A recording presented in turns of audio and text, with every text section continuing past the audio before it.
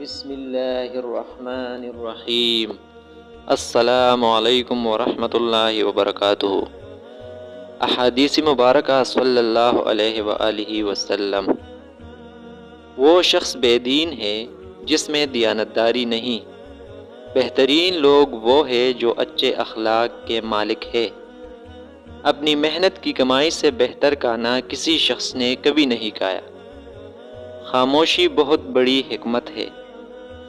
میانہ روی اختیار کرنے والا کسی کا محتاج نہیں ہوتا۔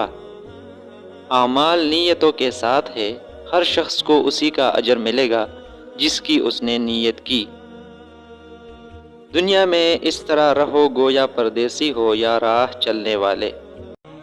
ایمان اور بخل ایک جگہ اکٹھے نہیں ہو سکتے۔